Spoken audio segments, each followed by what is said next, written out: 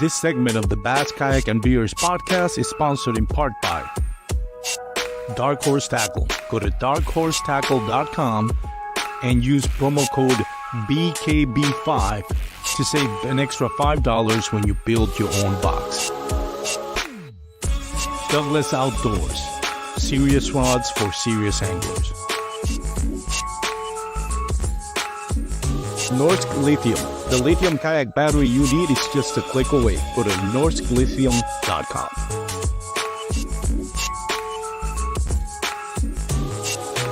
Catch Outdoors, the official measuring board for all 3 national trails.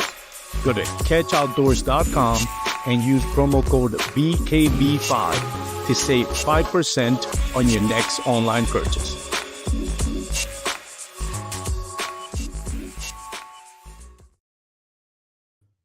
What is going on, everyone? Hope you all having a great Thursday. Welcome once again to the Real Life on the Bass Kayak and Beers podcast. We're going to have a great episode for you today. I got Dave from Dave. I forgot to ask Dave how to pronounce his last name. Urke? He'll correct me once he's joining me on the live. But yeah, you might know him as the Wolf of Walmart on social media. The reason why I wanted to bring him here, he's new to kayak fishing, but he's doing something where I kind of envy him. After doing this for 5 years, nothing ever gets old, but that excitement of building or DIYing your own kayak, rigging it for how you like it, and where you're going to use it, and what's the best application, what's the best accessories to your kayak, and doing it all yourself is something that it's like when you're new to it, that feeling never goes away, but it's more exciting when you're new. So I kind of want him to come into the podcast and kind of share his experience of rigging his own kayak from the perspective of somebody that's new to kayak fishing. And I think that's going to help a lot of you that are maybe new to kayak fishing on, what things you should and shouldn't do when you're accessorizing your kayak. And we're going to go in depth in a lot of things, like what has worked out for him and what is kind of buyer's remorse in some ways. So it's going to be a great episode. Before we dive into it, a couple of things. First of all, thanks to the people and the companies that helped me make this podcast and enjoy bass fishing just a little bit more. And that is, of course, North Lithium. They are lithium. My God, you heard how I pronounce that? They're a company from Minnesota. They are a great company that makes batteries, lithium batteries, for all kinds of applications. But they do have a lineup for kayak fishing. They're lithium ion batteries, so they tend to be a little bit more lightweight. It's great batteries. I love them. Come with a USB port, which I can plug and play more easily when I want to connect my GoPros, charge my phone, and also I have the batteries to power my graph, my fish finder. They also have live pole batteries if you prefer those batteries for trolling motors and forward-facing sonar. And not just for kayak. If you have a boat, they have high-powered batteries for that as well. Of course, Douglas rods. They've been with me since I started social media. Great rods. I got a new lineup of rods coming out in March that I'm excited to try and share my experience with them. The ERA rods, but right now they got the LRS and the X Matrix with their tournament series rods, which are amazing rods. Catch Outdoors. If you're looking for products like catch boards, they're the official catch board for pretty much all major national trails. Go to Catchboard Outdoors. Check out their products, accessories. If you're looking for a board, you can use promo code BKB5 and save 5% on your sale. And of course, Dark Horse Tackle. I partnered with Dark Horse Tackle at the end of last year. I love what they're doing. It's not just a monthly subscription box, but it is also a kind of like an online store for smaller, less known US based bait companies. If you're not really the subscription type of box kind of guy or girl, you can always check out their website and you can buy it directly from them. You can also build your own box, and that way you save some money. And if you use promo code BKB5, you save $5 either on your first subscription box or if you build your own box. So you got two options right there, save some money. It's a great company, great group of guys that run it. But yeah, that's it for me. Let's bring our next guest, or our first guest for the day, the only guest for the day. We have might have some surprises. Dave, I completely forgot to ask you, how do you pronounce your last name? It's all good. It's Urke. Urke. I would have never guessed that one. So Nope, it's just like it's like written, like it's spelled. Just like it's spelled, right? Yeah. Nobody ever guesses it. It's not a big deal. I think there's only 2 people that's ever got it right. My mom always used to tell people it's turkey minus the T and the Y. That's a good way to see it. Yeah, but everybody just calls me Urk, and then they say I irk them, and it's a good joke too. So this is how it is. For it, or yeah, no, it's great. Hey, dude, thank you for having me on here. I really appreciate it. You know, I was telling you earlier, like, I don't know what I did to get this honor, but I appreciate it. So I appreciate you, man. You support the channel, and I love what you're doing with your channel, kind of going about how you rig your kayak. Oh yeah. Yep. It's exciting in a way, and I think, content creators and social media, it's not just about landing that big fish. It's also kind of sharing knowledge. It's sharing the journey and experience, and that's what I love about your channel. But before we dive in, tell everybody where you're from, and how you got into kayak fishing. Awesome. Okay, so I live in Roseville, California. It's just outside of Sacramento. And I've been fishing for a few years now. I really like it, and I've been really itching.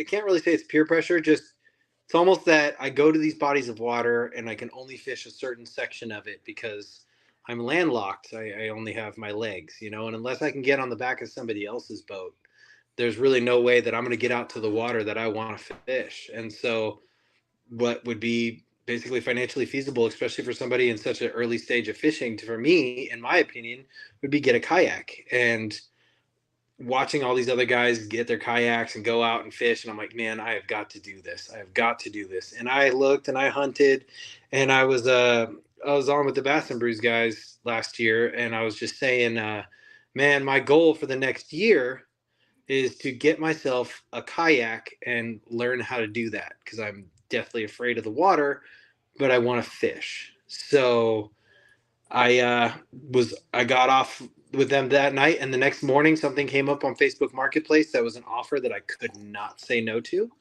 And so it was a Bonafide RVR just sitting there waiting for somebody to come get it. And I hopped on it. I drove 3.5 hours and I went and got that kayak, and it's my life. How much did it cost? What was the deal on it, if I don't mind me asking? It was a guy who gets kayaks to demo. And so I was like, okay. So we talked about money and stuff like that, and he gave me a steal of a deal. Not really at liberty to say because he told me not to. But yeah, I got a really good deal on it. And it was awesome. So I immediately drove back from Redding, California, where I picked it up, and drove down to my local Kayak City, and because that's the kayak shop out in my area. And I've driven by it 100 times, always wanting to go in and never went in. And I felt like I had earned a reason to go in there because I had a kayak. So I went in there and I started picking those guys' brains immediately on what can I do with this thing. And it has been just a journey ever since. Like, it is so fun. And I figured I would want to put that on recorded, because I see a lot of guys, like I said, I see a lot of guys on their kayaks. They're standing up, they're casting, they're catching fish, they're setting hooks, they're staying in one spot for a little bit longer. I still float around like a leaf on the water. Like, I haven't figured out how to guide very well yet. But I try and put that on video because I see all these guys just success. Occasional fish losses, like their failure. Me, I fall all the time, almost trying to get into my kayak. Like, it's all new, So I figured I'd want to put that on on, like, I put it on YouTube, and then I put it on my social media channels, just because I would want to see somebody else from the beginning, so that I knew where I stood or what I needed to do, whether it's a mod or a specific way to cast, so. That's an interesting point because I think a lot of times, and I went through this when I started social media, even with the podcast, it's it's not hard to put yourself out there and kind of be vulnerable, especially with social media and the internet. Um, and not that you ever want to portray yourself as something that's not. I wouldn't recommend that because at the end, you know, people are educated nowadays in social media. You can tell, you know, what's kind of real and what's kind of fake now. It's not Yeah. like back in the days where the beginning of social media when people get wowed by everything. People kind of tell now with social media. But it's not easy to put yourself vulnerable. And when you make mistakes and you screw up and you embarrass yourself and you look into the GoPro footage and you just want to erase it. Same thing when I started the podcast. Every time I had to stop listening to my podcast because I was so self conscious of my speech and my accent and at the end of the day, I've learned talking with people and meeting people on boat ramps, whether it's on tournament, pre-fishing, or just having fun. People that that have recognized me from the podcast or from social media, is that they appreciate that vulnerability aspect of it, like putting yourself out there and not taking yourself too seriously.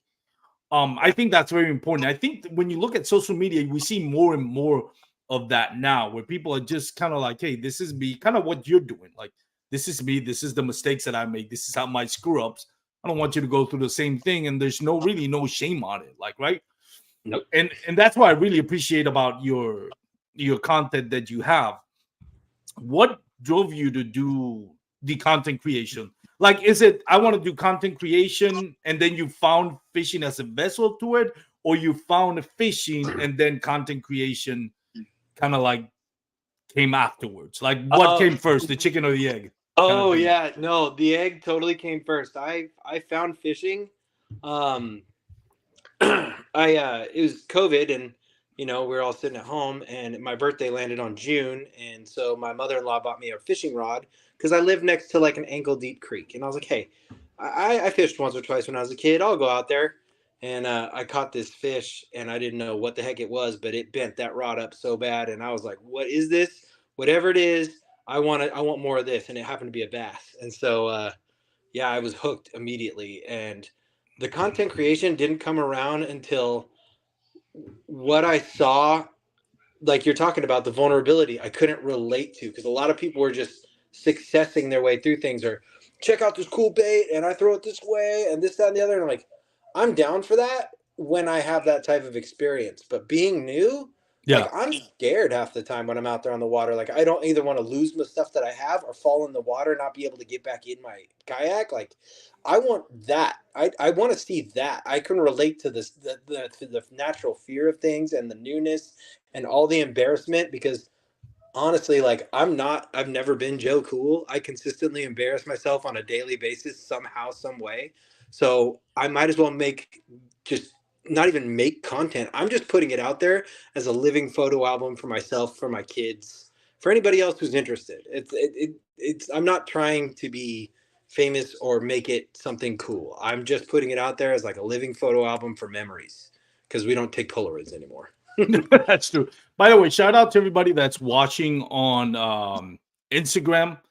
With the StreamYard, I'm toggling between paying attention to the comments on YouTube, Facebook, and Instagram. So I know. Well, Drew Gregory just commented on Wolf of Warma. Let's go on Drew. Instagram. Appreciate you, Drew. Oh, he's now on YouTube now. So Wolf of Warma. So Drew, sorry I didn't recognize your or I didn't reply immediately on Instagram. I'm toggling back and forth. I have that bass fishing dude asking me about the video intro.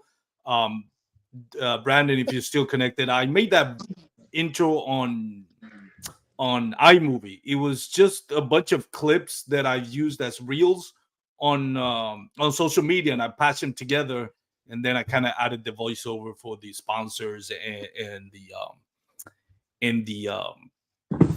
and the graphs, the designs, the PNG files that we add that you see. So go ahead. That music was hitting too. I liked it. I was like, I never thought I'd be semi decent or at least not suck at this. In this, not fishing, the whole video editing thing. It's another rabbit hole that I kind of enjoy. I've gotten more comfortable with the GoPro. I was talking to Jacob from Jacob Fish and Hunt. If you follow me on social media, we just went to pick up his kayak at Mariner Sales. I think he dropped something like $13,000 on his new kayak, rigged out and everything.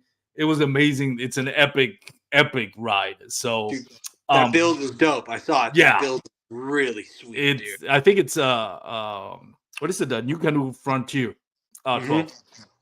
Loved what he's doing. Duke Tran, Mariner Sales. I mean, Duke Tran, when he builds things, I mean, he's great at it, and he loves what he does.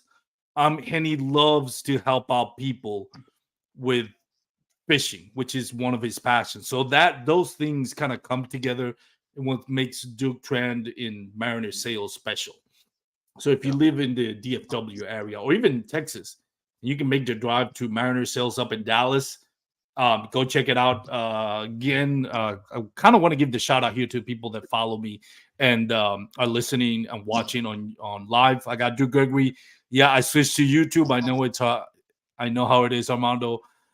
I can't keep up with Instagram comments via StreamYard either. Yeah, I know. Like Drew is like, he's one of the most famous out there. I may have a couple of thousand followers, but Drew has a lot more. So yeah, dude. I can see. Go ahead. I'm sorry. No, I can see the struggle. We're trying to keep up. It's sometimes. Again, I'm not as popular as some of the content creators out there, like Drew Gregory, Jeff Little, Pond Boys, Torrance. And I always try to follow up when people comment, do a follow-up reply to their comment. And it's like, man, I can't imagine somebody that is as popular as Drew Gregory, even, the guys from KBN, content creators. Like, man, because you feel like if I don't respond, I don't want people to think like, oh, why didn't he respond to my comment? Responded to the other ones. We shouldn't be, right? We're all having fun, but shout out to everybody. I mean, everybody has a little bit of self-absorption. You know what I'm saying? Everybody's got a little bit of that. But I mean, that guy's firing on all cylinders. I mean, I don't know if you've been tuning into his YouTube when he's doing the KAF series. Yes, I'm really excited about that. I try and tune in whenever I can. It's awesome. Yeah. Go ahead. I caught you he's off. Also, I mean, he runs that. He does that. He does the crest. He does so much stuff. That guy is constantly moving and shaking and managing to hold down a family. So, like, by all means, credit to that dude. That's a lot. So it's not an understatement to say. He doesn't hurt my feelings. It's not an understatement to say he's one of the hardest working people in kayak bass fishing for sure. Oh yeah, absolutely. Yeah. I know you're with Dark Horse Tackle, and I know you guys are somehow partnered up with the Kayak Adventure Series, which I think has a lot of people excited about.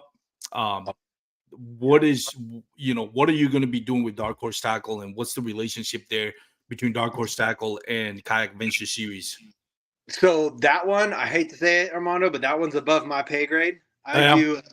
I'm with the pro staff, and I lead those guys, and I make sure that everybody's happy and doing their stuff, and everybody. The thing is about like being in the pro staff, like I would never jump on something that I did because I wanted something out of it. Like I like Dark Horse Tackle. I back Dark Horse Tackle.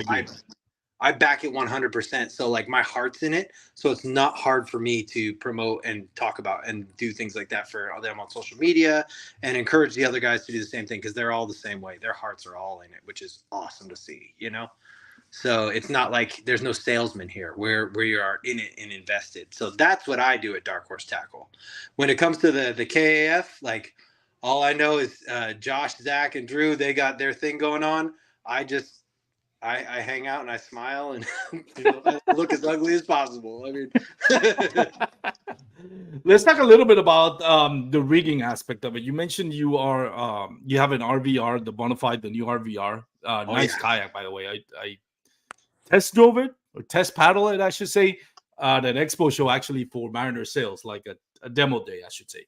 And I love that kayak, and I've been meaning to get into a river kayak.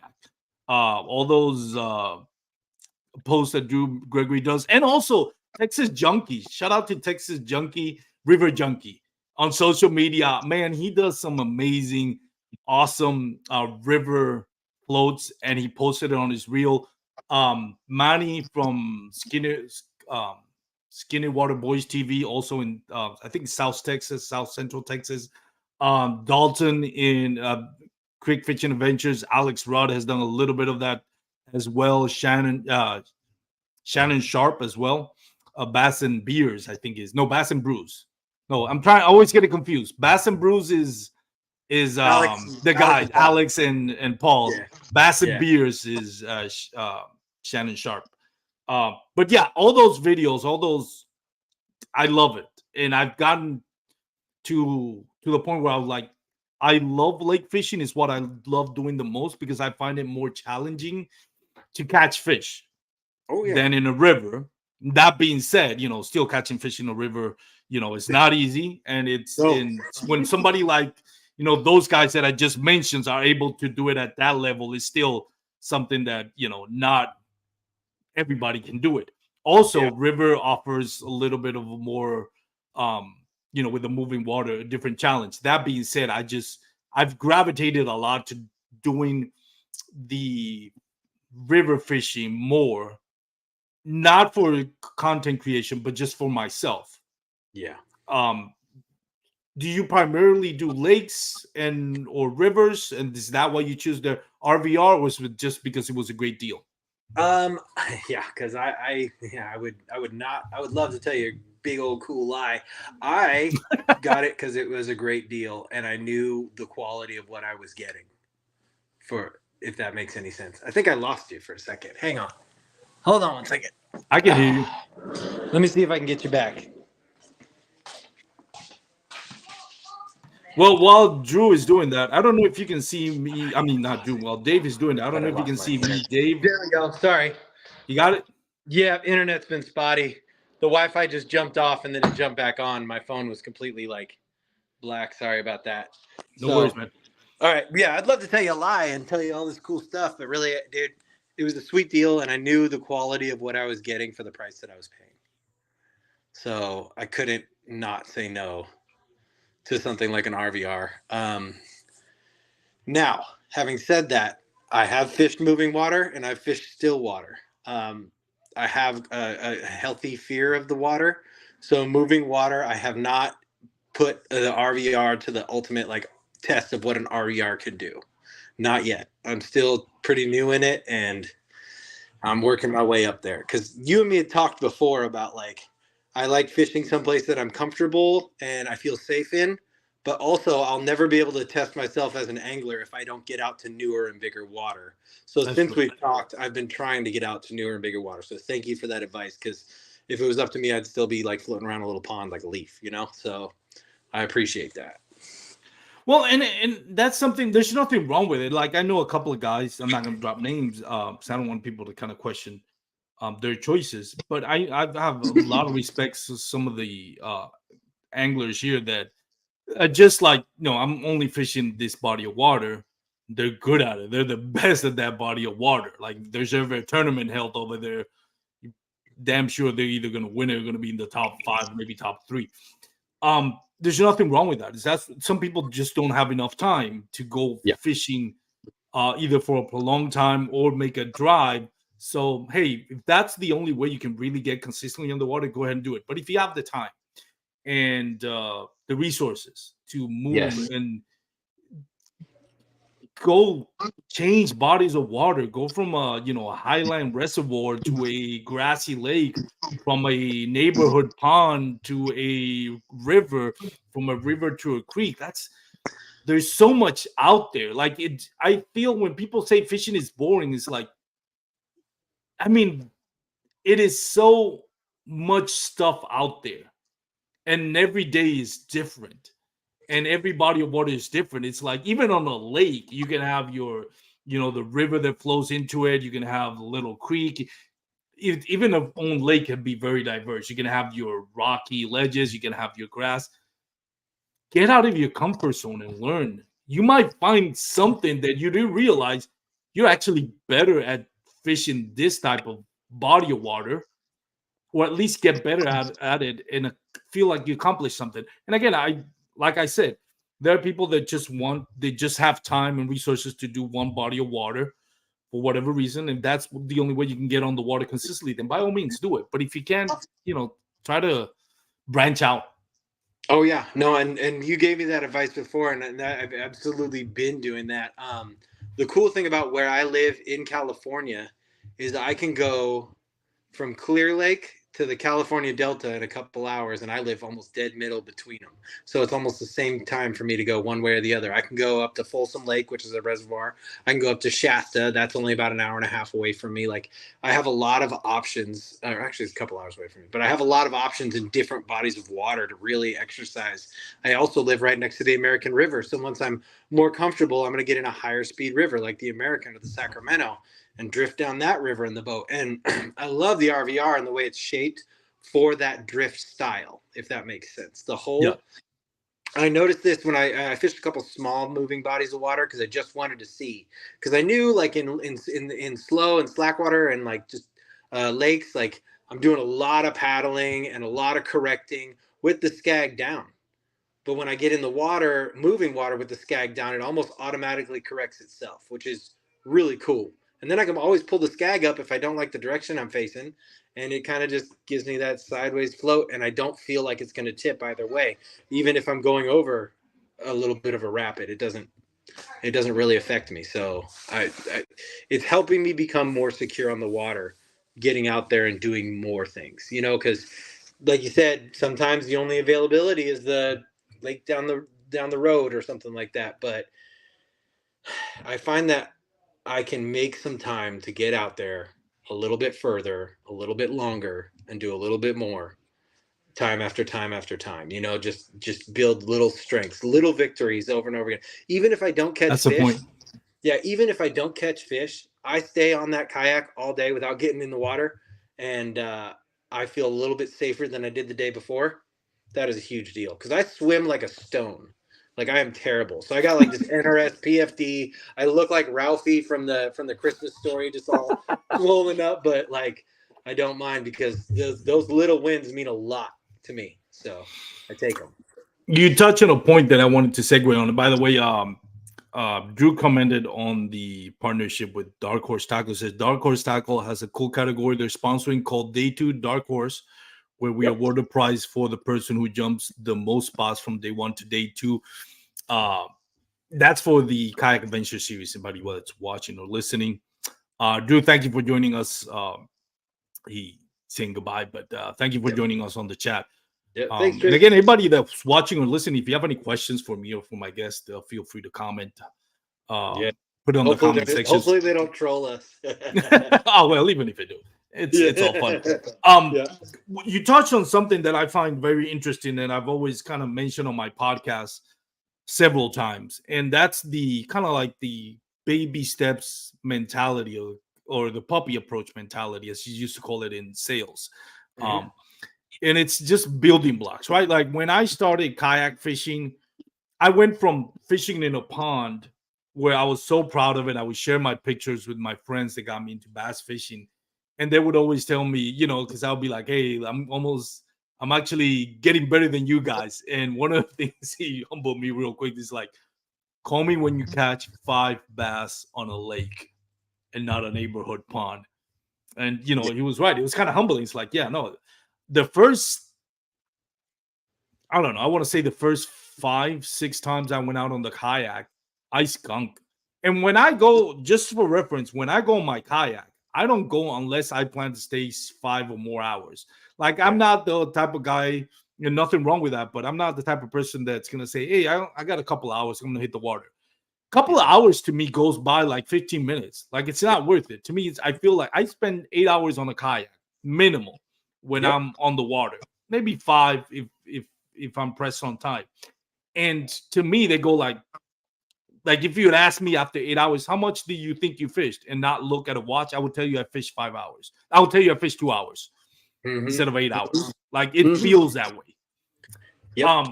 So the first, going back to the point, so the first 5 times on the water, I would spend like the whole day, sometimes 8 to 10 hours. Like I would go sun up to sundown, not catch a fish. And I mean, there were times that I would think of, what am I doing? Just go back to doing something else that you don't suck at. But it's just little building blocks. It's gotten to a point now. I'm nowhere in the category of, you know, those tournament anglers like Christian Fisher, Rose Snyder, Ewan Miner, Cody Milton, Guillermo Gonzalez. But I'm still at a point that I can't remember the last time that I got skunked. That to me is like, I don't really catch a bunch of fish, but I don't remember the last time that I went out that I did not catch at least one bass that was like 12 inches. That's something that I have my hang my hat on. Like, yeah, I may not be able to catch a check in a tournament consistently, local or even national, but I can't remember the last time I got skunked. And that's not bragging. Like when you think about just great anglers that like can catch 5 fish on, you know, on their, you know, half asleep. Yeah. You know, I'm nothing compared to that. But, you know, it's something to be proud of. You can say, hey, man, you know, that's, you know, I can't remember the last time I got skunked. That's an accomplishment from being, I can't remember the last time I caught a fish. Vice versa. Going from that place to this place is an accomplishment. And part of it, like you said, is baby steps. And I wanted to ask you about this because one thing that I learned when I got the kayak, I immediately went hot and heavy. Like I'm exaggerating a little bit. Like I had like 3 or 4 months where I was just with the kayak paddling. It was the Bass Pro Shop Ascend? The Ascend 12T, I think it was. Yeah. And like I said, first few times didn't catch anything. Then I got to a point where, okay, I caught 1 or 2 fish. And then I got to a point where I felt like I wasn't using graph. I was just reading the terrain and everything. And it felt good. Eventually, I got a fish finder. It was the Dragonfly 5 by, what's the name of that company? It's usually like more like saltwater fish finders and graph. Isn't it just Dragonfly? Isn't that like a brand of batteries and stuff too? Or? No, it's Dragonfly. I forgot. If somebody's in the comment sections and remembers the name. Yep. Shoot us the answer, folks. It's not Garmin. It's one of those that it's more for like saltwater, more deep sea fishing. But they do have, you know, a lineup of small fish finder. They don't have live scope. They don't have man, what's the Marine name of that? something. Marine, yeah. Yeah. All right, I forgot Marine something. I've seen the name before. I know what you're talking about. All right. Yes. So that's the first one I got. Yeah. Okay. And then it felt like for a while that like I forgot how to fish, and it was because I was so self-absorbed in this piece of equipment that I stopped following my instinct. I stopped looking at the areas and looking at natures and looking for clues and started Ray Marine. Thank you, Randy. There Ray Marine is what it is. So I stopped looking for clues in nature. Started staring at the screen. I remember the first bite I got. It was probably a catfish. I ended up losing that bite, but I had a little spoon, just hanging out, you know, like 3 feet under the kayak, and I hear a ding sound, and I look at the fish finder. Sure enough, something big hit it, just went under and snapped my line. But the point that I'm trying to make, and I know I'm getting really long-winded with this comment and not making a point. It's like there's always these stepping stones that I would recommend to anybody that don't rush into. Like if you're trying to get a kayak, if you're new, especially to bass fishing, right? And all of a sudden you get a kayak, and immediately you want to put the fish finder, you want to put a trolling motor, you want to put a forward-facing sonar. You want to go from, I've never casted a bait caster, I never casted a spin cast, and now I want to go directly to a bait caster. You know, I've seen so many people just quit, and all of a sudden it's on Facebook Marketplace. I saw it with when I started doing mountain biking, same thing. You know, people buy their bikes and, you know, $3,000-$4,000 bike, all of a sudden it's on Facebook a month later, because they rush into something without really enjoying the journey of it. How's been that journey for you? Have you got your RVR bona fide, and now you're starting to rig up on it? How do you go about that process? Do you rush into it and trying to do all at once? Okay, so the compulsive person in me wants to do it all at once. Yeah. But like you're saying, I don't want to get caught up in the stuff that I'm getting and not know how to use the stuff I already got. And so when I started rigging up the kayak, the first thing I wanted to do was rig up a system where I could set my paddle down. I had a place to put some rods. That was like a decent place. And then like a little bit of tackle. I didn't want to take all my tackle. I wasn't going to go out and go all buck, and I wasn't going to do electronics and motors and stuff. And mind you, I would love a motor because I only have a paddle kayak, so I'm not pedaling. So it's a lot of arms and like I have string bean arms, so I get tired really fast. But I wanted to not just take the baby steps to take the baby steps, but I wanted to understand every piece of equipment that I go to put on there and learn this was a good choice or this was a bad choice, instead of just stacking a bunch of stuff on there and not being able to figure anything out for months and just being stuck figuring out my kayak instead of figuring out how to fish out of my kayak. Yeah. You know? So I'm kind of, I almost feel, okay, sidebar, we'll get into this in a little bit, but I almost feel that rigging up a kayak is just as fun as fishing it.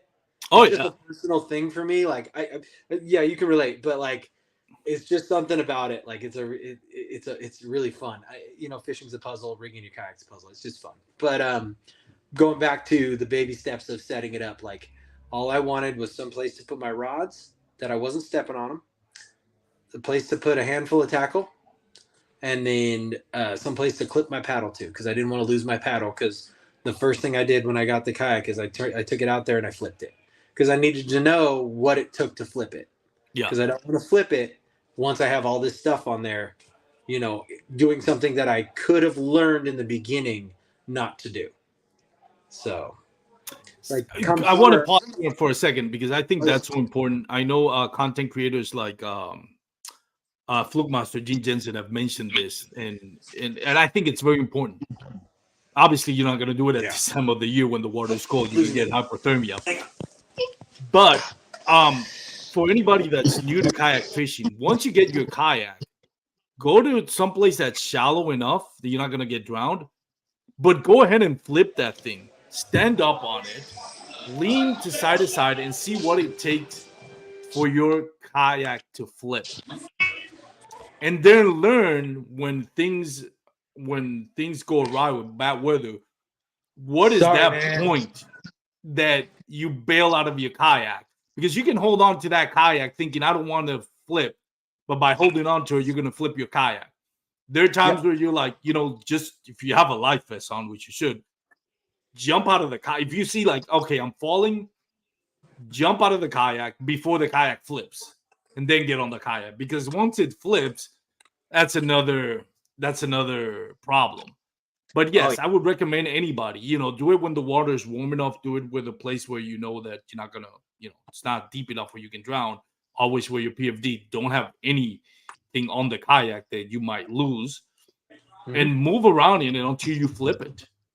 That way when is it when weather goes bad, or maybe you get sideswiped by a speeding boat or a jet ski.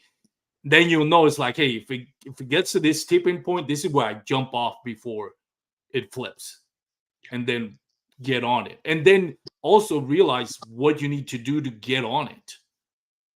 Right. One of the things that's go ahead. A whole nother battle in itself. Like I swear, it's a whole nother battle in itself. Sorry, I don't mean to cut you off, but like I flipped mine, and it was a struggle to try and figure out how to get it from upside down to right side up before I could even get it. Yeah. Sorry, I didn't mean to cut you off, but no, that's great. And every kayak is different, right? It's not the same thing as trying to flip in a PA 1436 or a Titan native Titan than it is flipping a Crescent kayak or a bona fide RVR. There's different, that's just two-way different scenarios. But yeah, definitely definitely. And another thing that I caution against people that are rigging their kayak, a lot of times you want to have everything tied to your kayak. When you're in a river, I kind of understand it, but when you start lining everything, putting like uh I forgot the word, Leashes? tying everything. I'm sorry. Yeah. All the leashes and the tie downs? Yeah, all the leashes. That's what I'm looking for. Yeah. You got to be very careful because you can easily, especially on moving water, you can easily wrap your leg or your arm around those leash without even noticing, and all of a sudden you can't get up. Yep.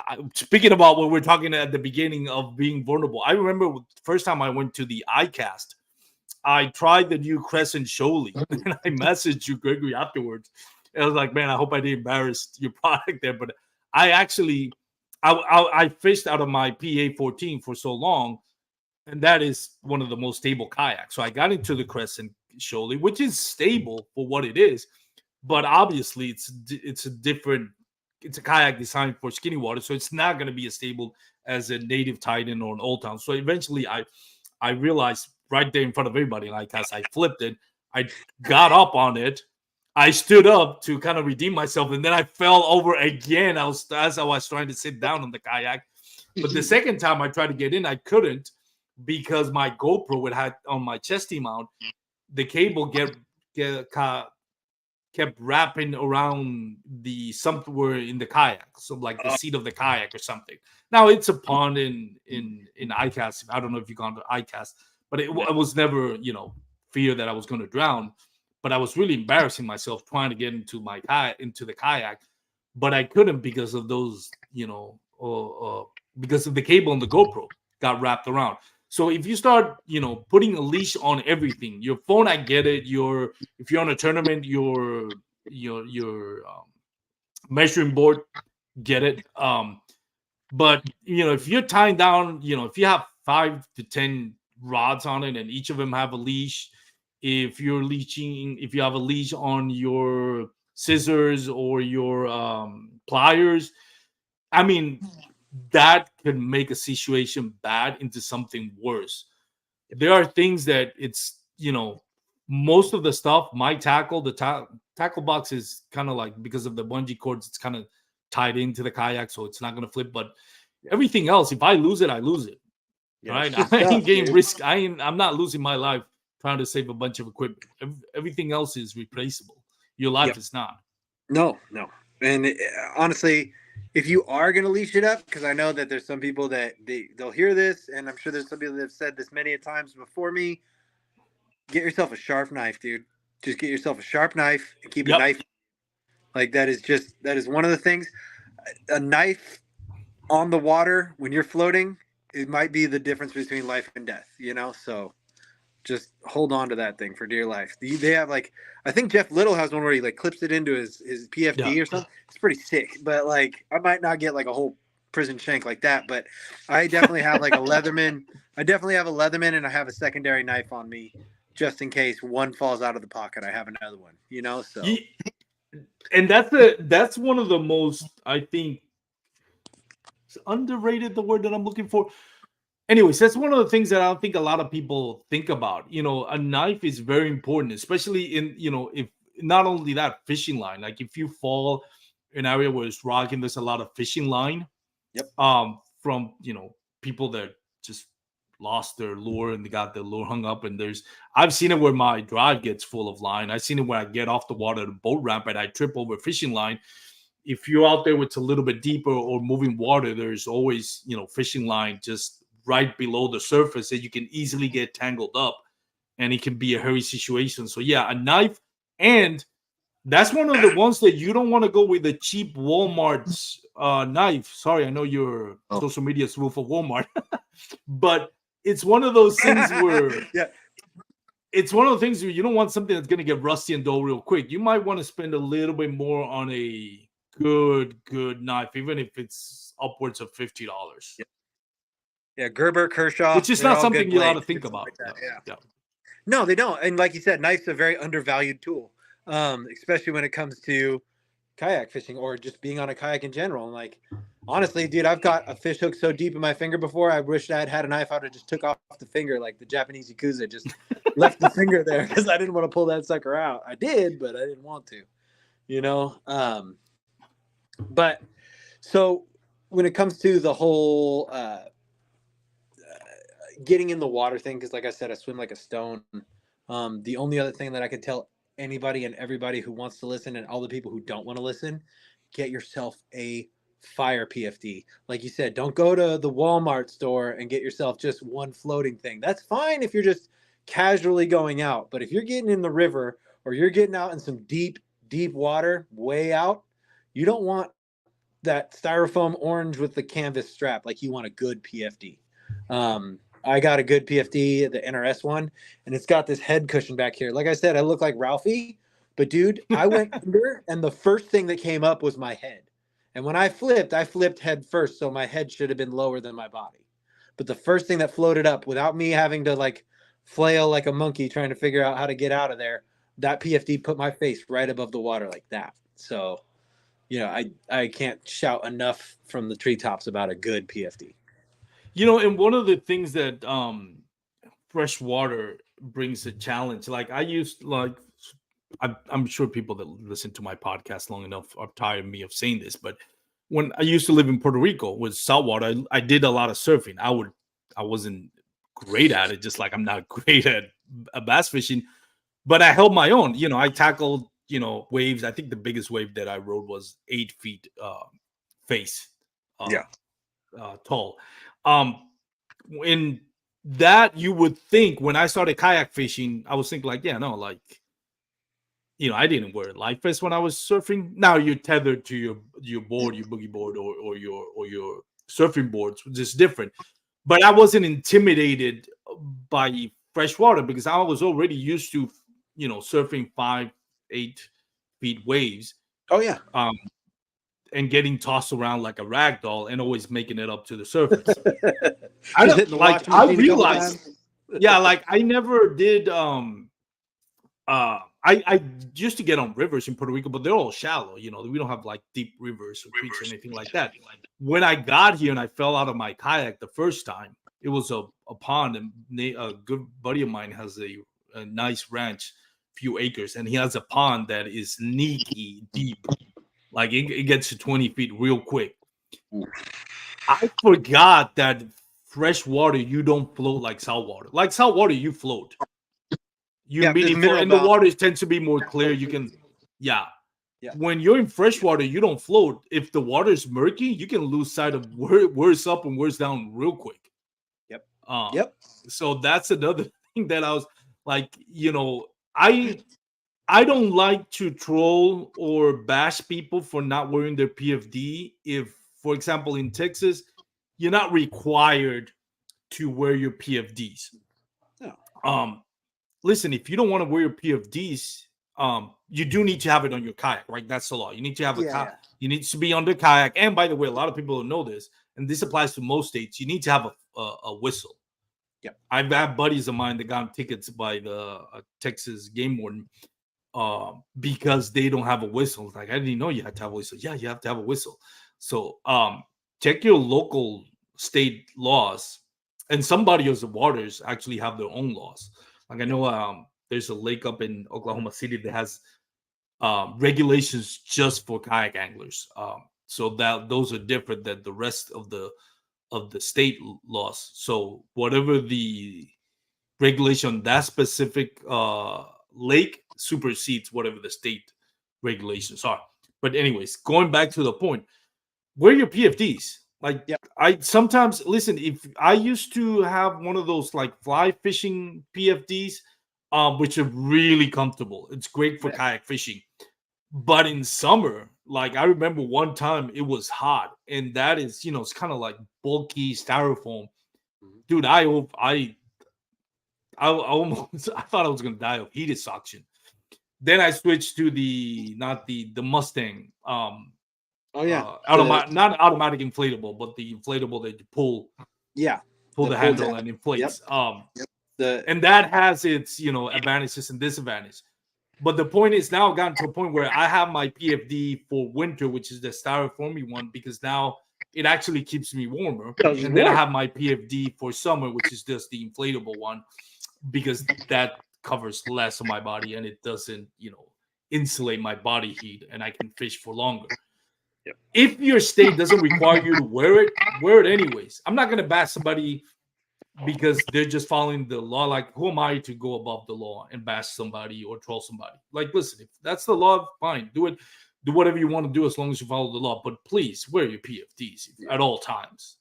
Like, that's so important. And like you said, people ask like how much you want to pay for a PFD.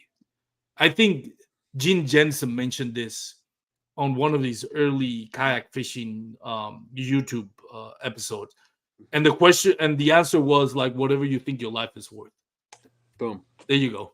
Yep, absolutely. I was going to say, it's like, how much money do you want to pay for a seatbelt, dude? Because you're going to get in an accident, someday. Would you rather be prepared and be safe, or just kind of willy-nilly, So yeah. Randy brought up a good point. It says like, even if you're in shallow stuff, you never know what's under you. You never know what's under you. Dude, and you could dome yourself and flipping those kayaks, because the kayak will actually flip under you sometimes, especially when you're standing. I found that out. When it flips under you, you don't actually fall backwards sometimes. Sometimes you fall across your kayak or you fall to the side. And if you're fishing timber or you're fishing rocks, what's the first thing your head's going to hit? You could hit the kayak, you could hit a rock, you could hit timber. Dude, and then you don't have the wherewithal to be like, I should flip over and make sure I'm face up. Wear your PFD. It's that simple. It's funny because I love fishing at Possum Kingdom. There's a part of a lake. There's a little honey hole that I have on Possum Kingdom. But in summer, the kids, it's right at the cliff edge. So what they do, the parents will come out with the boats. The kids would jump out of the boat without any PFDs, swim, a couple of meters up to the base of the cliff, climb up the cliff, and jump out without a PFD. And I'm thinking, and here I am on a huge plastic boat, huge, I say 14 feet, wearing my PFD all the time. But it's, I guess the point of it is when you're by yourself, you never know what's going to happen. Yeah, I was going to say, those are kids with a family. If the kid doesn't come back up, somebody's going in after him, Yeah. We're out there by ourselves, unless we're in a derby or we're fishing with a buddy. Chances are you're out there all by your lonesome, and those wreck boats and everybody else do not care that you were there. I feel like we're like a magnet for those jet skis and stuff, where they just want to come by and give you a little bit of a wake, dude, and that's all it really takes sometimes. Yeah. J.L. Scott posted on his Facebook account. I think I saw the article. It was 7 days ago. I think in Lake Murray, a boater died because of the fog. Two boats, I guess, collided. And one died of the injuries. Same thing, when you're out on the water, speaking of accessories, your 360 nav lights, especially if it's foggy, or if it's, or if the flag, that's some of the stuff that we don't think about. We think about the reels, the all the cool gadgets that we put on the kayak, but safety should be on the top priority of the accessories that you put on your kayak. What's been the best accessory you've gotten on the kayak? And if you don't mind me asking, flip side to that, what's been, the buyer's remorse, something that you bought for your kayak, then you felt like, I probably wasted money. And not that, not that product is crap. Maybe it is, but maybe along the lines that I didn't need this for what the type of fishing I do. So I don't want to come out as like we're bashing a company. It's just something that you thought you needed and didn't realize you needed. So what are the two, your favorite one and your buyer's remorse? Okay. Well, so I got my favorite thing, what's crazy? I'm going to tell you this and it's going to sound really weird, but my favorite thing is also the thing that I think I incorrectly purchased. And I have gotten a lot of different things for my kayak, storage wise and things like that. But I think my favorite thing is my rod storage. I am so used to being on a banker on a boat.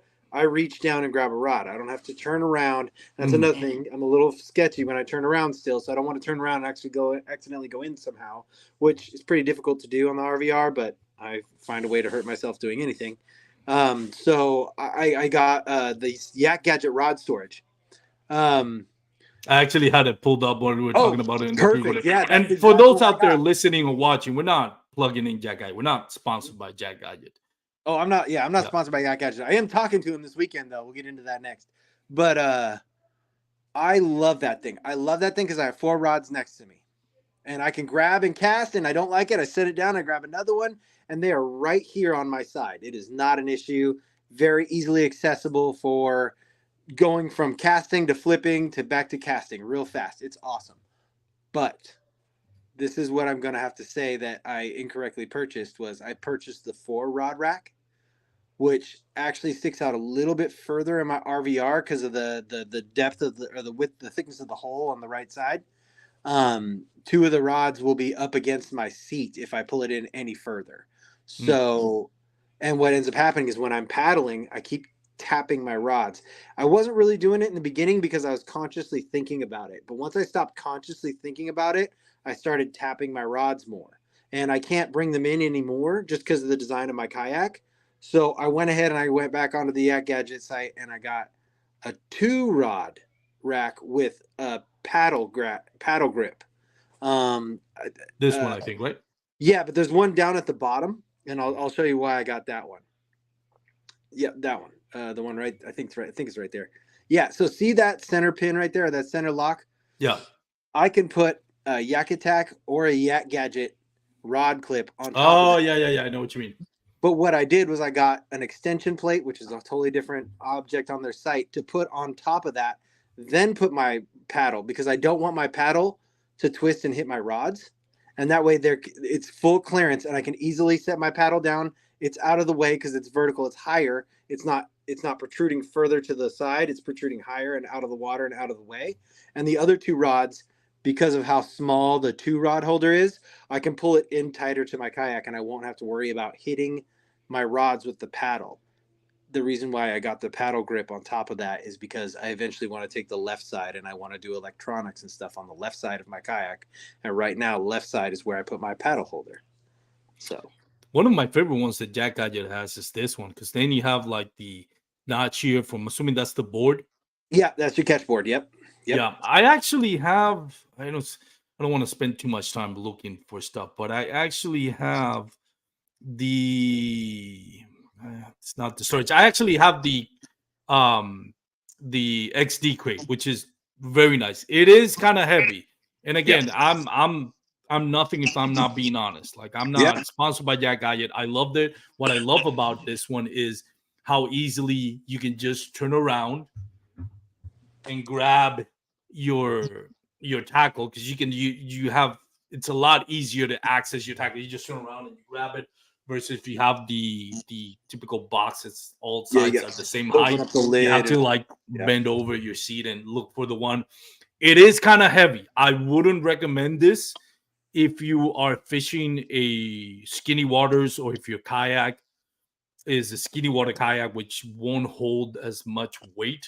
Now if you're in an Old Town, a Native, a PA, and extra couple of pounds is not gonna affect you, then yes, it is a great. It has, for I think 6 rods storage, but it is kind of heavy. I have to say that. And again, I love Jack Gadget, but I would say that regardless, just because I'm not, like I said, I'm nothing if I'm not being honest. The other thing that I did found is that I do use that cup holder is sweet, by the way. That cup holder top is super sweet. I love it. Where is it? Oh, this is what I have. The bump board holders. Yeah. This is nice. This is for this is so you can put it on the HD crate, but I have the other ones. Let me go back. Well, I guess those are the ones. It's just a different anyways, they go on the H rail for the Hobie PA 360.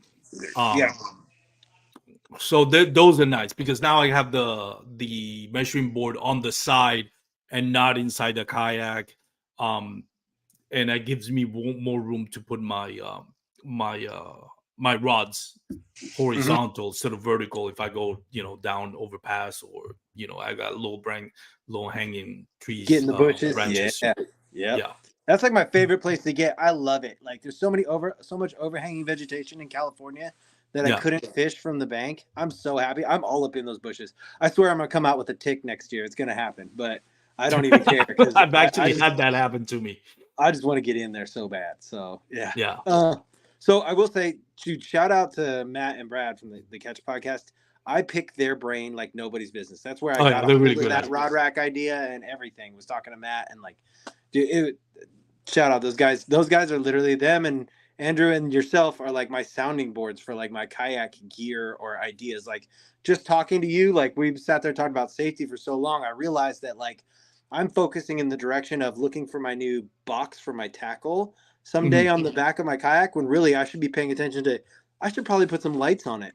I should probably add a flag and stop being a dummy. Like I really need to focus on that stuff, because honestly, I can, the box is the box. It's, I can throw the tackle down at my feet, but you can't just wave your arms sometimes as like navigation lights. You know what I'm saying? Like it's dark, it's foggy. Like I should probably get some lights. So I think I'm gonna start moving in that direction for my next build. Hey, that thing's cool. The little I was gonna talk about this. I actually have this one as well. Oh, how deep can you get it? Is 6 foot or 8 foot? I had the 8-foot pole, so I can where you again, I have the PA-14, which sits on top of the water quite a bit. So it's really more like six and a half that I can go because of the 8-foot pole. It's raised up a little bit. Yeah. It's a great alternative for like the power pole. Like the power pole, first of all, it's expensive, it's heavy, and it's another piece of equipment that can not work because it's electronic. So you have to account for the batteries as well and all that. It obviously is not going to work as well as a power pole, but if the conditions are not too windy, it works fine. Now, if you're dealing with high winds or wake, it's not going to work as well. It might slow down your movement, but it's not going to anchor fully. Also, if you're fishing on rocky bottoms, and it's not going to stick out as much as it will be on mud or in grassy lakes. That being said, when it works, it really is an advantage to have that. And again, it's compared to what you would pay for power pole, this is only $39.99. Yeah. See, I like that idea, and I was really interested in that and the power pole. I just fish a lot of I like to fish shallow, but a lot of the water I end up in is usually a little bit too deep for the poles. So I've been looking at originally I was looking at Anchor Wizard, but now I'm looking at a breakaway anchor system. I just got the cables the other day from Kayak City, which is like my local kayak shop. Those guys kick ass. Or kick butt, sorry. But it's like a pulley system. It's a pulley system with a cable that you actually do to the exterior of the hull, and there's a ring on there where you can drop your anchor rope wise and add a float to it. So at any given time, because when you're fishing moving water, you're not the only thing floating down the river.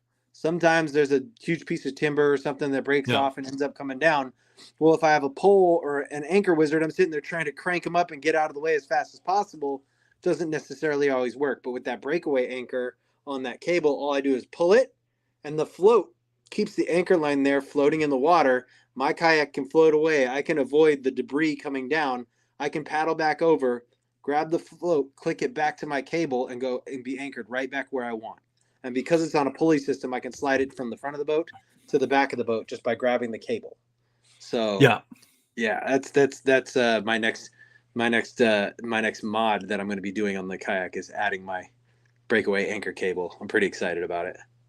Yeah, that's a great feature, because I think a lot of us forget when you're on moving water, an anchor sounds like a great idea, but it could really put you in peril real quick. Yep. Especially if you have one of those anchors that just kind of like the claw. Yeah. There's a specific way, and I'm not gonna go deep into it. I would recommend just go to YouTube and look for it. So a specific way where you have to tie that. If you just tie it like you're tying, I don't know, anything else, like you're tying your bait, your favorite, jackhammer bait, where you don't want to lose it, you can get into a lot of trouble in moving water.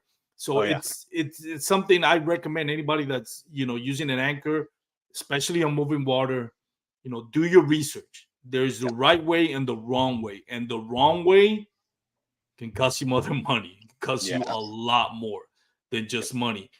I know a lot of the river guys I've talked to, they use like chains, and they'll have like a few chains, and they'll say depending on how slow I want or how fast the current moving, they'll add a couple of more chains to the end of that line, so it'll, that thing will just gonna drag.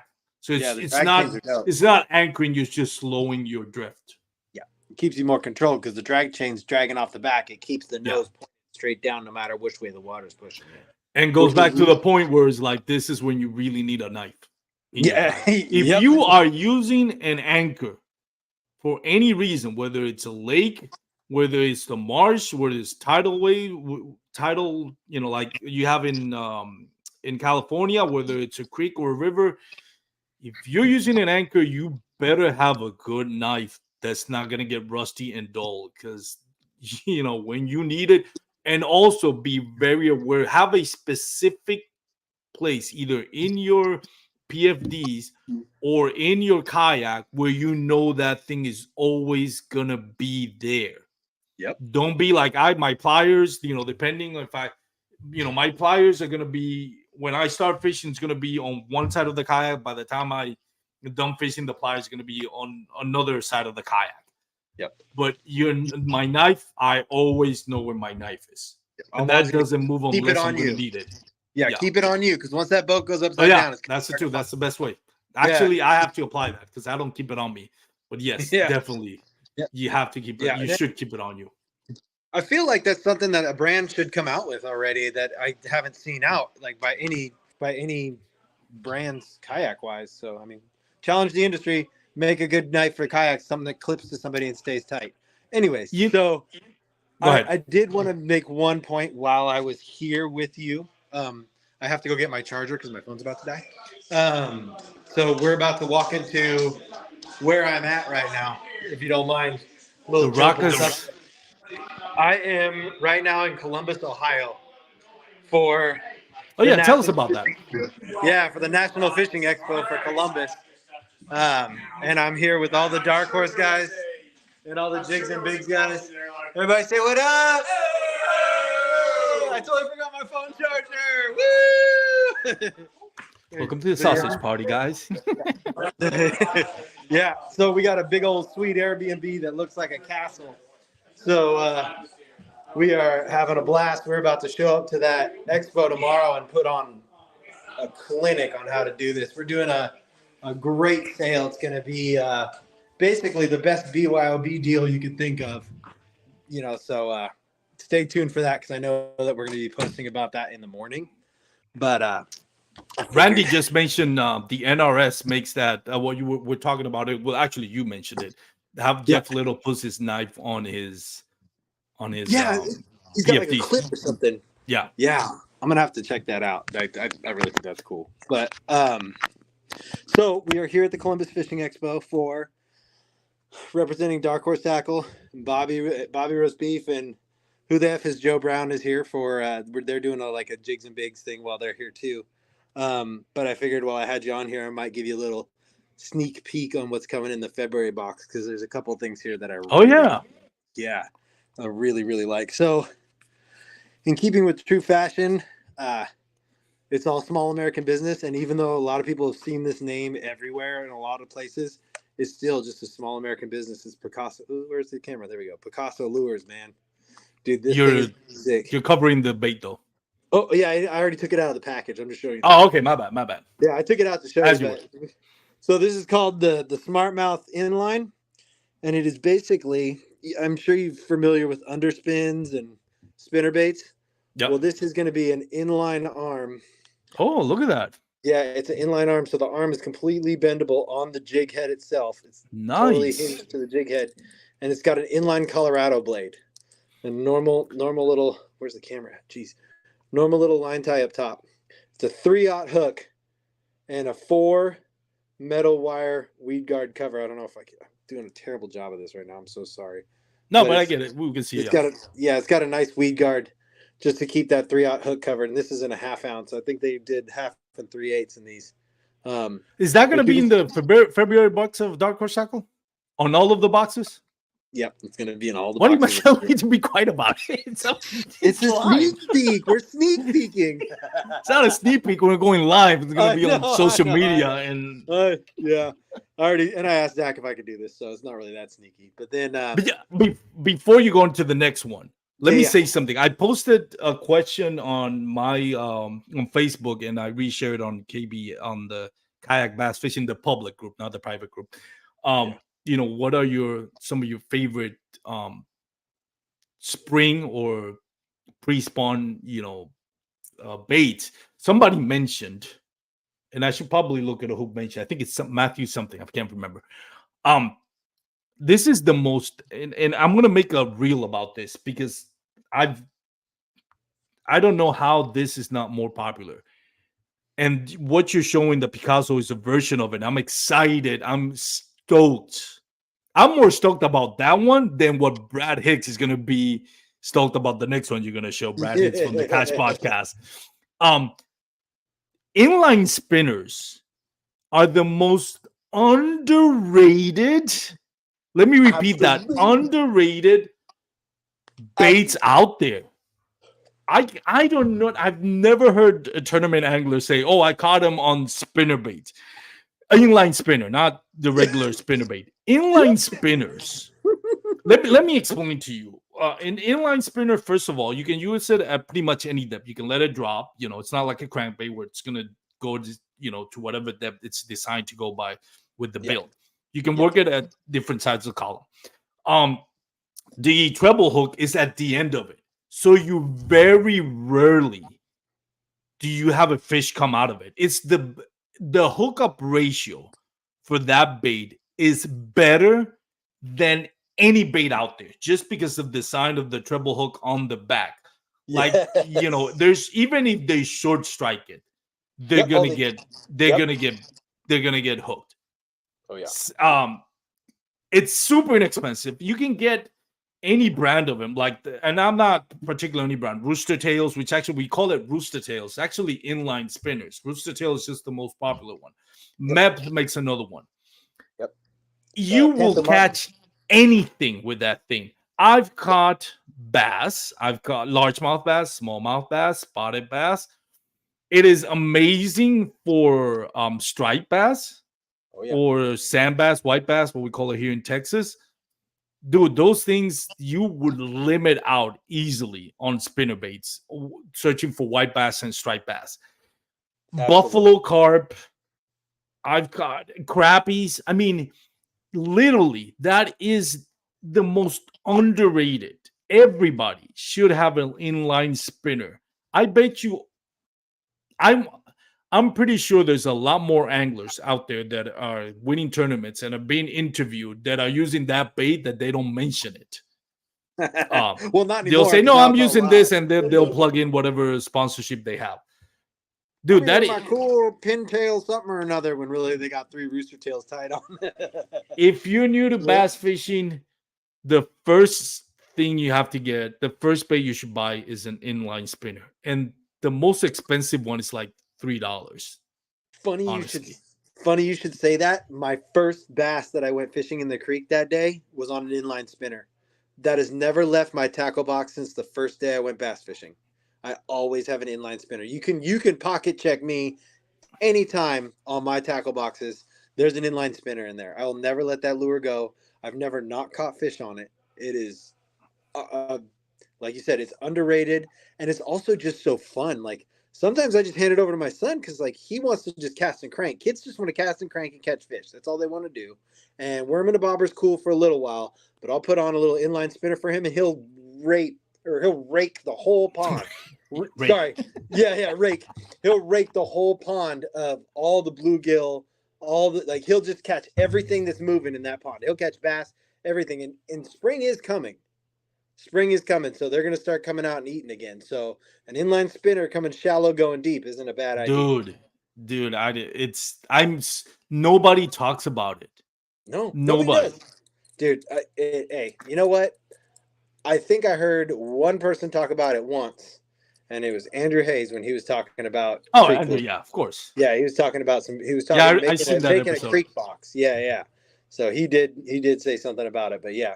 So this is basically a beefy version of that because you get a half-ounce swim jig head with the weed guard, and then the inline spinner on top, dude. That thing's just spinning there in my fingers, dude. I It's want to gonna, highlight something about that. The brush yeah, yeah. guard. Or this is something that I appreciate about Picasso because Picasso puts attention to detail. Now, if you you can't really see it, put your hand behind it, like do a little background. Put Oh, your okay. Well, it's gonna get weird because I gotta set my. oh phone yeah, up. you can see you're using your hand and holding your phone. But anyways, so if you look at the point at the end of those brush, it has like a little plastic Oh yeah, rounded thing.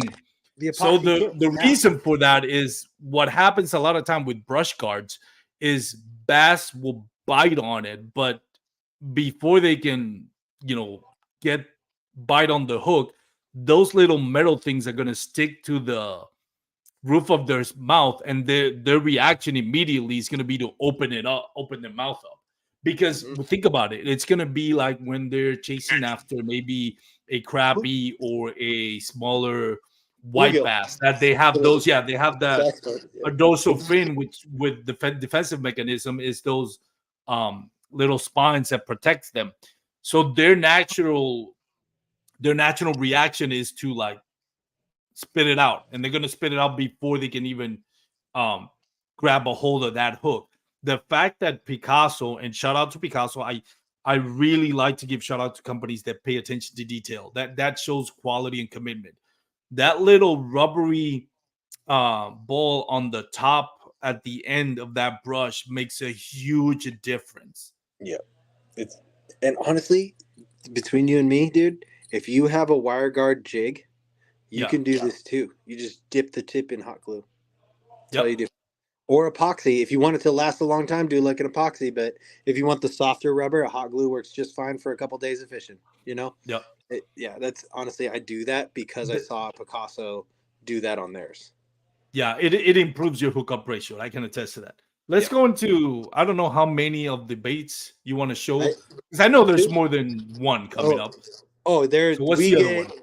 you get 5 to 6 baits a box depending on the month because some baits are actually a little bit more expensive than others for the box, but you get the same value nonetheless. So, but I'm only showing two because I don't like spoiling the rest of the surprises. You know, I like being surprised like everybody else. But the big Joshy, dude, and it's This not is where just Brad your. Higgs wets Oh his yeah. pants. Just looking at that. Shout out to Brad Higgs and Matthew Souders from the Catch Podcast. Oh, absolutely, dude. Shout both of those dudes out. We both know Brad's already got wet pants. It's late at night, anyways. But yeah, so it's the 325 version. I'm a huge fan. Like everybody's got like their size and Big Joshy, and Big Joshy has an array of sizes, array of colors, all this kind of stuff. But everybody's particular to their big size or their size is Big Joshy. This is my size, the 325. I can throw a 16th ounce sled head from Jig Masters on the front. I can throw a half ounce swim jig head with an inline spinner on the front from Picasso, and the body wiggle doesn't even change. Like it doesn't move. It has the same rotation. It has the same tight wobble kick. I love this size Big Joshy because you can change the weights on the front of it all you want, and the action on the body doesn't change very much at all, if anything. So, Yeah, that's that's my favorite size right there. one of the most popular soft plastic swim baits out there, Joshing, for good reason. Oh yeah, yep. So Man, I'm excited. Those two things, and again, like what I love about Dark Horse Tackle. Shout out to Zach and Josh. Those two things pair with each other, so they get you the inline spinner. Now they got you the soft plastic goes with it. They don't leave you hanging one or the other. So Nope, shout nope. out to those guys. Yeah, And again, pair. shameless plug. I mentioned it. The intention of this episode wasn't to really promote Dark Horse Tackle. It was talk about the subjects that we've been talking about for more than an hour. But Yep. since we're talking about it, Dark Horse Tackle, I'm part of the pro staff. You can save $5 off your first subscription box. If subscription box is not your idea, you can build your own box by going to their website. Their website is what they refer to as the tackle warehouse of small American bait companies. Baits that you don't usually find in any other websites, maybe regional baits that if you don't live, like I'm not in Ohio, I never hear of the Joshi, right? And it's hard to get a Joshi. Well, now I can buy them through their website, and you can build your own box. By building your own box, you save some money. So if there's like 5 or 6 baits that you like, first of all, their website has a discount price. So now you pair those discount, you put in a box, you get an extra discount. Now you use my promo code BKB5, you save another $5. So it comes out the big savings by building your own box. Or you can do the subscription box, which that's what I did when I started bass fishing. When I had MTB, kind of got disappointed with them at the end. And I thought I was out of the subscription box. Like, I'm not doing this again. Then I met Josh and Zach, learned more about dark horse tackle. Now I'm excited to do this again. It's like, having a holiday every month. Every month, dude. Yeah, it really is, man. And like, I love the way Josh and Zach's minds work. They're so yin and yang for this. It's perfect the way they pair up baits, what baits go in the box. Like, there is a lot of process between those two to get these baits, like these boxes, curated correctly, dude. So shout out to both of them because they really do a good job. Now, enough, patting those guys on the shoulders. I'm out here. Yeah, I mean, their box is great. They're not that great, but the box is. Yeah, no, I'm out here. We're all in Columbus. If you're in the Columbus area or in the Ohio area or anywhere near, dude, stop on by the Columbus Expo weekend. We will be there all weekend. We'll be having a blast. I'm sorry you can't be here, Armando. I wish you could, because you would be in this house with us and we would be having an awesome time together. But back to the initial, what we were talking about. I've always related more to people who are, like we were talking about, vulnerable, people who are real, people who speak from their heart, not from their heads all the time. And so when I'm doing my kayak builds and when I'm doing all this kayak stuff and learning, like, I'm putting it on record and I'm putting it on YouTube. I don't care if I embarrass myself. I don't care if I look good. I just care that I'm putting it out there for myself, for my kids, and for anybody else who is ever interested or wants to go down this path. Here's the hiccups that I ran into. Here's the successes I had. Here's the little baby steps that I've been moving and going for. Like, that's all it is. I feel like there's not enough of that out there. It's starting to be now, but there wasn't enough of that out there when I started, and I really saw something that I think people need to see, dude, or at least I need to see, and I would love my kids to see. Someday I'm going to get old, and I'm not going to be able to do this kind of stuff anymore, and they can look back and they're like, "Oh, Dad wasn't, totally lame. He just played on his boat in his garage a lot, But yeah, so it's kind of how it is, like. I feel that there's not enough information there's a ton of information for everybody, but there's not enough vulnerability and embarrassment for the beginners. And people, I think, are afraid to do something. They're afraid to struggle. I'm not afraid to struggle. So there's a lot of stuff for the cool kids, but not enough for the newbies. And I think that's important. That's more important, more valuable. Yeah, I think.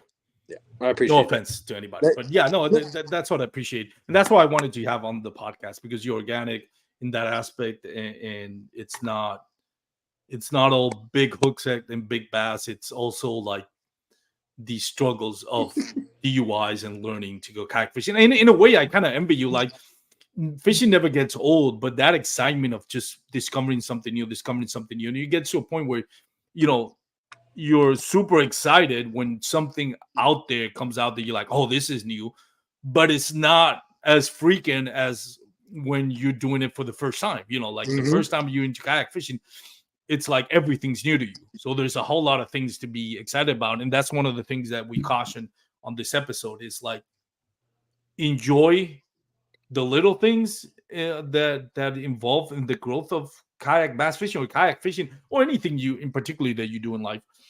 But also, take time to, enjoy each aspect of it. Like, before you start diving in, like going down that rabbit hole of rigging your kayak, first learn how to bass fish. Like, to me, I learned how to bass fish from a bank. The first time I went bass fishing was on a kayak, a borrowed kayak from my friend. He got it like a Dick's Sporting Goods or Walmart. It was one of those Pelican sitting kayaks. Yeah. I got hooked on it because I hooked into a huge fish. I don't even remember what it was. I didn't know how to set the hook, so it got off. But it took me for a sleigh ride. I'm like, oh my god, the adrenaline rush. Yes. I was like, this is like Moby Dick, kind of thing. It's like, this is awesome. But it was my first time bass fishing, and I was bass fishing out of a kayak.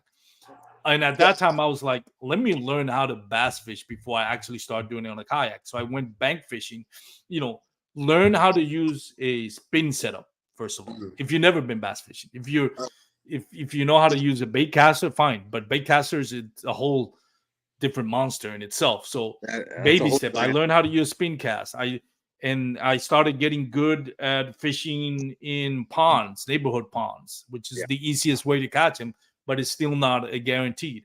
Then, I got into bait casting. Dude, I remember there was a time I went to a creek fishing. I learned this lesson. So I got my first bait caster combo at Bass Pro Shop. Yeah. I'm not embarrassed to say this. I went to a creek where I had caught a new creek. One thing that I love about Texas, and this applies to a lot of other places, other states, but you can catch a 5-pounder. Like I could literally walk to a creek that's near my house, like walking distance, and catch a solid 3-pounder. You don't get, I know you guys in Ohio. Ask the guys from Ohio; they can do they don't like it's not anything like that. Yeah, it's not I can relate that common. I'm from California, baby. We got big bass too. So it's one of those things where I was like, I found this creek underneath Highway 183 here in Fort Worth. That had this huge bass, and I started with a spinning setup, learned how to cast, and then I brought my bait caster.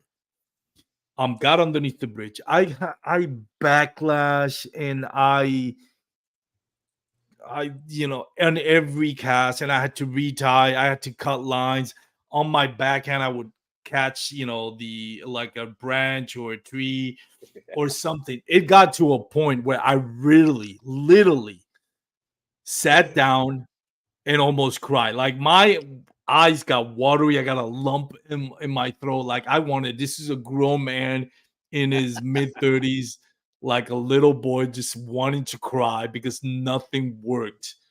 Dude, I can relate. It's one of those things like, okay, now I know my bait cast, I'm going to go to a pond where there's no trees, no nothing, and I'm going to practice it, and then I'll go back to the creek. The first time I caught a bass on my bait caster on a creek, I was so excited. So my point to this, it's like, don't rush into getting everything all at the same time. If you're new to this, learn how to catch bass, first of all. If you're not familiar with bait caster, start with a spin. Then, upgrade to a bait caster, which they are better. Bait caster is a lot. Once you master it, it's a lot better and a lot easier to catch fish with a bait caster. And then, if you get a kayak, that, maybe an entry-level kayak that's not going to distract you. Don't get a fish finder immediately. Learn, enjoy the journey. Yep. Master something and then move on to the next thing. That's would be my advice.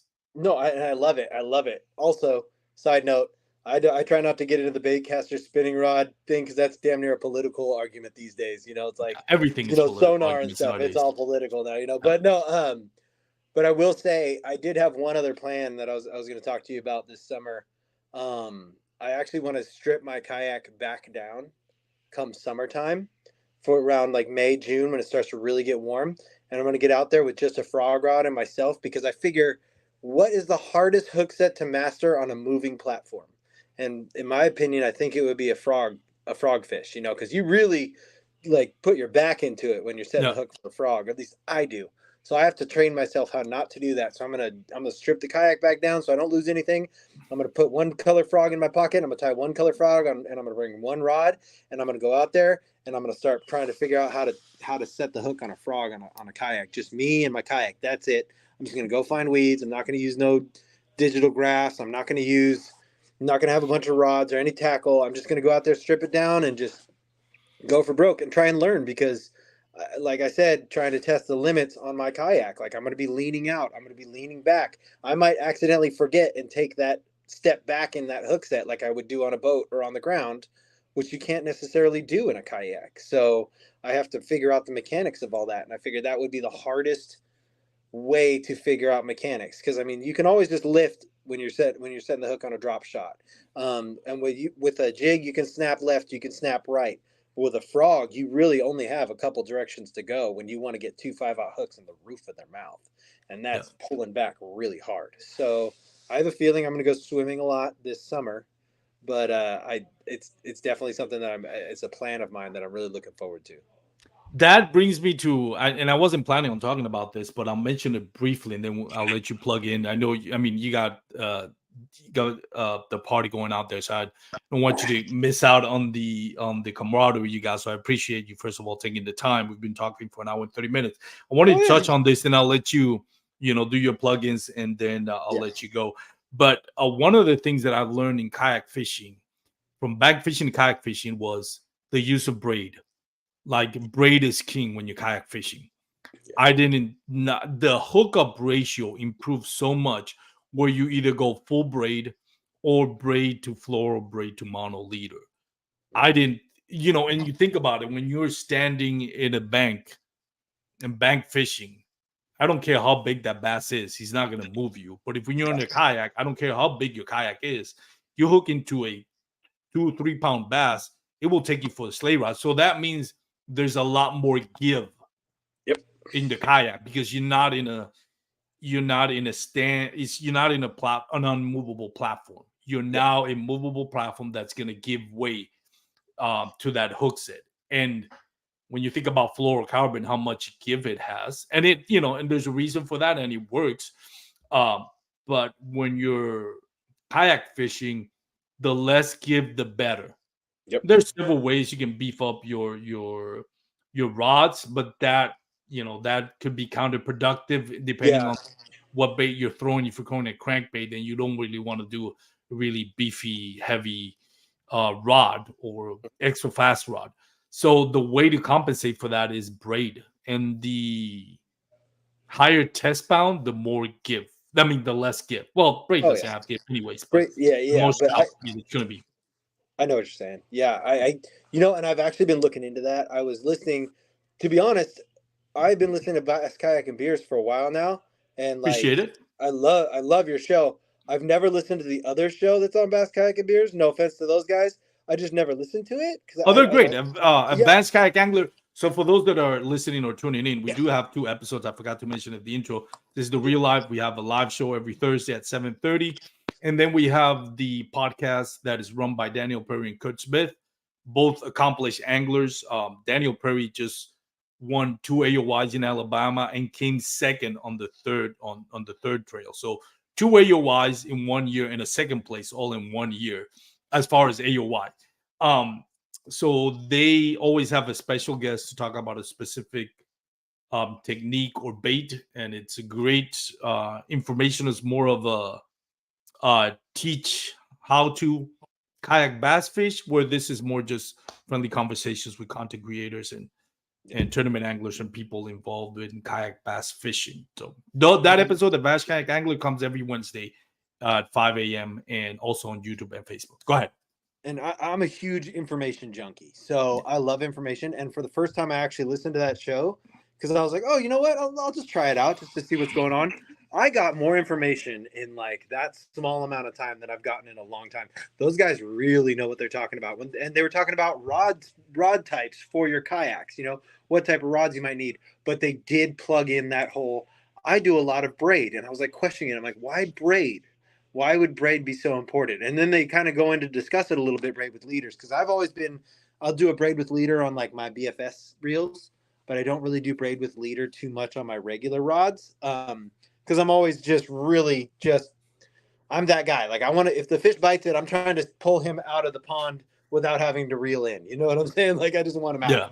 I want him in my hands. So with a leader, it hasn't really crossed my mind. But now that I'm in a mobile unit, like we were talking about, and I'll get into the mechanics in a second, the braid to leader isn't going to have as much stress on it. That knot is not going to snap as easy because the platform I am on is mobile. Yeah.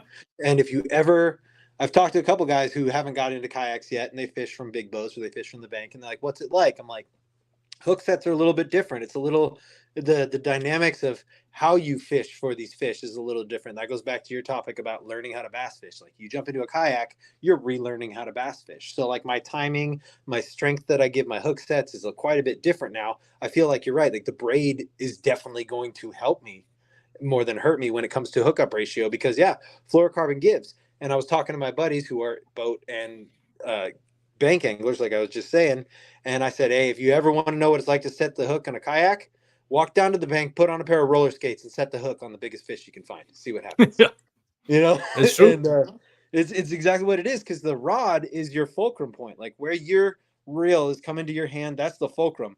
At that point, the only thing is the fish going down the line and the moving platform between your feet, under your feet. So that fulcrum is going to give and take one way or the other. So as soon as you set back, your feet are moving forward every single time. You lean back, that boat's going to scoot forward. I figured that out dragging a football jig.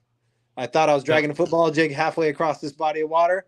No, I drug myself halfway across this body of water. I drug the football jig maybe 5 feet, you know?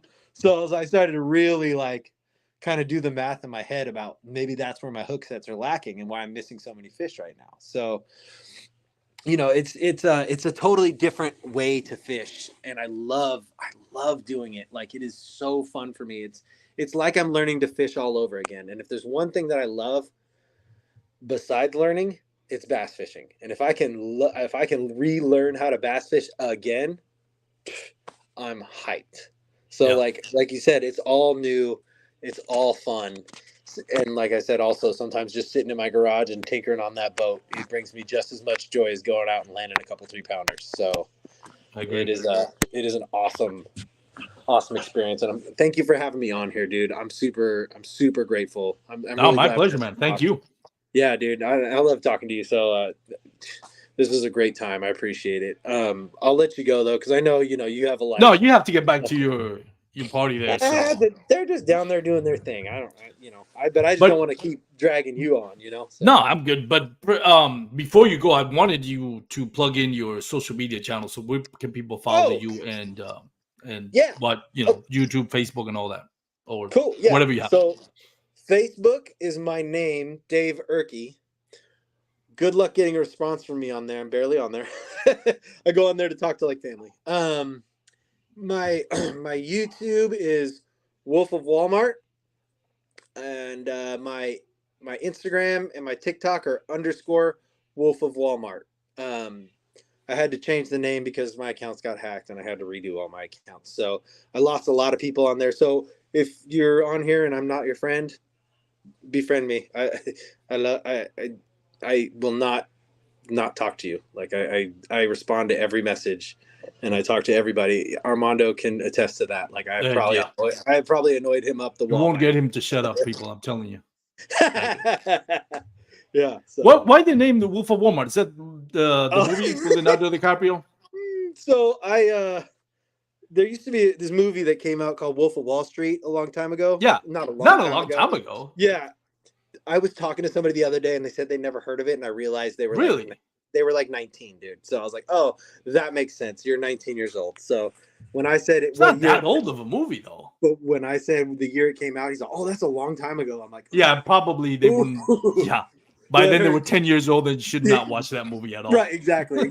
So, but yeah, so I thought it was such a clever like movie and really funny. And the joke was between a few of my friends, we were all joking around. I'm like, yeah, that's kind of like my life. And they're like, yeah, but you're like really creepy, like the Wolf of Walmart. And I was like, oh, that's perfect. I'm gonna run with that. So I just been doing it ever since. So yeah.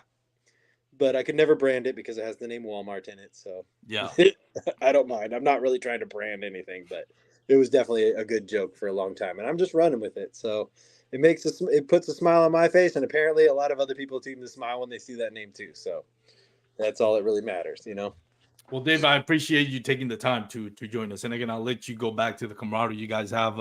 Enjoy the cold weather that you never get in California that you're getting now in Ohio. I'm sure you're loving it, dude. And I'm sure all your friends from Ohio are trolling you because of it. So, oh yeah, I've been getting beat up left and right since I got here. I can't say anything to save my life. I try to be quiet and sit in the corner. So I appreciate you letting me spend an hour or so with you. All right. Well, for those out there listening and watching, if remember, you can listen to us on pretty much every podcast streaming platform. Actually, Google Podcast is going away. I got an email of that the other day.